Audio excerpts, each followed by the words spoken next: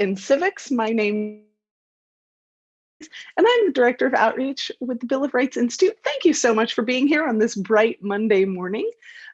So This Week in Civics is a weekly live show where we talk about what's happening in civics and what's happening at the Bill of Rights Institute. And I am your humble host. And I'm so glad you're here on this bright Monday morning. So this episode is all about why there are 9 Supreme Court justices and a little bit about the history of Supreme Court history in the history classroom. So we'll take you through starting this conversation because on Friday, right out of the headlines, President Biden ordered a 36-member commission to take 180 days to study 3 things: the history of the court, the past changes to judicial nominating process, and the potential consequences of altering the Supreme Court's size.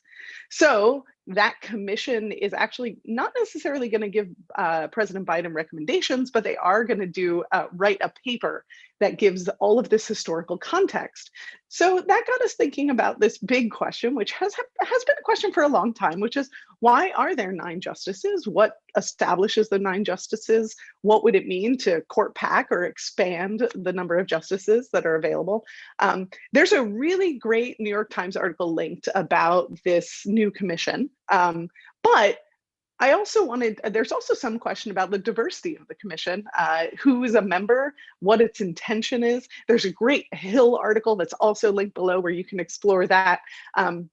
And so the question is, why are there 9 justices? Well, the number of Supreme Court justices isn't outlined in the Constitution, as many of you know, and it actually fluctuated from about 6 to 10 sometimes until 1869. The National Constitution Center, a very dear friend of the Bill of Rights Institute, has a great article that outlines a brief history of this. It's also linked in the comments below.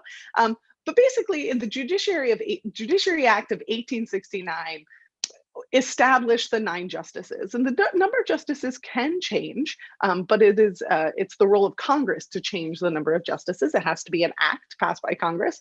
So that stood 1869 to today, 2020. The only president that really had a big initiative to expand the court was President Franklin Delano Roosevelt, and there's a really big history on how that came to be, what his intention was, and how it failed, and you can look that up. But so basically, it stood, this idea of 9 justices being a good number, with 6 needing to be the quorum in order to make a ruling. But that's always been there. There have been people who have questioned that throughout time, and so President Biden is taking up this challenge to continue to look at why that might change. There's a very good article by Jacob Hall Russell, a law professor at Rutgers. It was a 2018 Times article that makes a really clear argument for why we might think about having not 9 justices, but 27. And that may seem shocking, but I highly recommend you go read that article, because one of the things that I love when I teach about the law and courts is that gives such an opportunity to really dive into what argument is in America. What does it mean to create a set of to walk someone through your reasoning? The U.S. is a land of laws. And so how do we help our students understand logical reasoning, logical processing, legal processing? And Supreme Court history, Supreme Court cases are a fantastic way to do this. If you're looking for resources just to talk about logic plain, I can't recommend enough the organization Plato, which is the philosophy, learning, and teaching organization. They look at pre-college philosophy classes and teaching logic and reasonings explicitly, and philosophy explicitly. BRI has 44 different resources that we've put into a playlist for you, also linked below.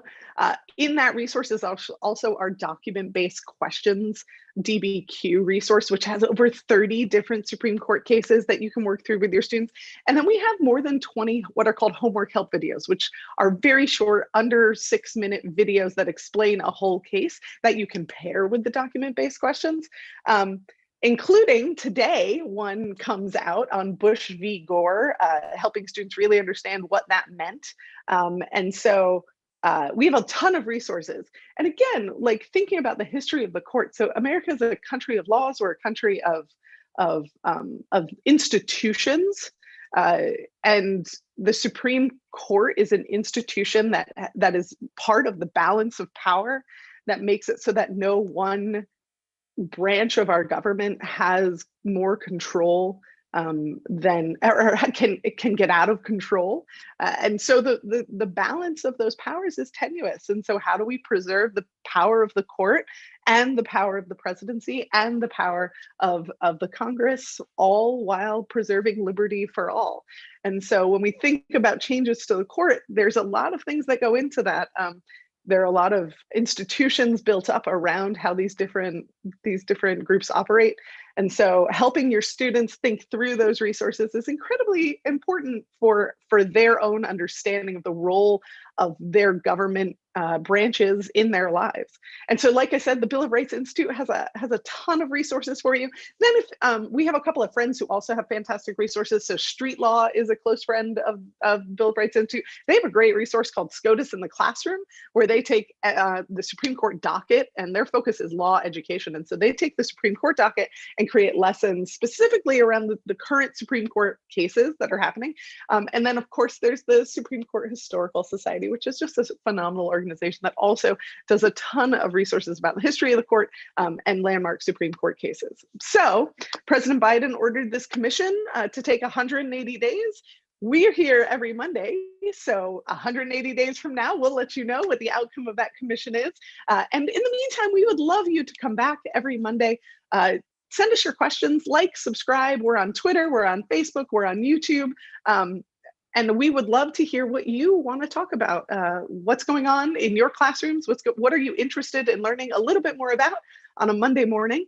And we will be here to be with you and answer those questions. So my name is Rachel Davison Humphries. I look forward to seeing you next